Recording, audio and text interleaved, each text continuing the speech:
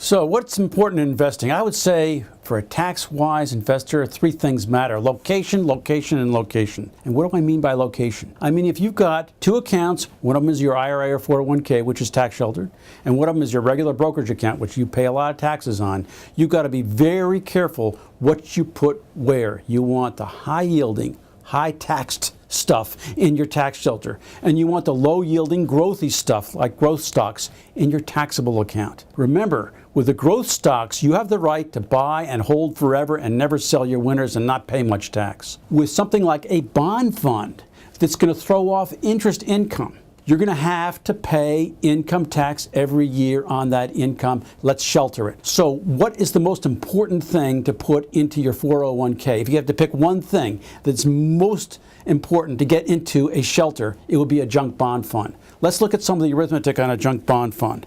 As an example of a junk bond fund, there's an ETF called JNK. This is a fund that owns high-yielding bonds that pay a lot of interest and sometimes go bust. Okay? So you might get an interest rate of 7%, and you think you're making 7%, and you got to pay tax on 7% if it's not sheltered. But the reality is that you're going to lose 2% because, didn't I say some of them go bust? Sometimes your junk is invested in Enron. It's not invested in things that go up. So you've got this bond fund that seems to be paying 7%, and that whole 7% gets clobbered by taxes. When you get through with your losses, you're only earning 5%. That's not bad necessarily, but you don't want to be paying income tax on 7% when you're really only earning 5%. So what do you do with a junk bond fund? Don't own it unless you can stuff it away in a tax shelter. How about REITs? REITs are another category where you want to have a shelter because they tend to pay a lot of dividends. Not huge dividends, but here's an ETF, VNQ it's called, and it owns Vanguard managed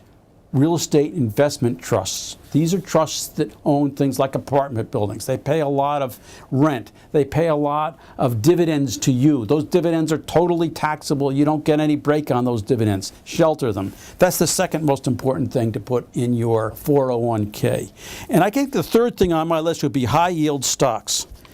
And what's an example of a high-yield stock? Well, Verizon is one, the phone company that charges you a lot every month and then pays that out to its shareholders as dividends. You don't want to be paying a lot of income tax on those dividends. Shelter your high-yield stocks like that one in your 401k, in your IRA. So what kind of things do you not want to have in your 401k? Well, growth stocks. For example, Google. The whole point of owning it is to see a capital gain. Capital gains aren't taxed as long as you don't sell the Google. Apple used to be like that. Now it's paying a dividend.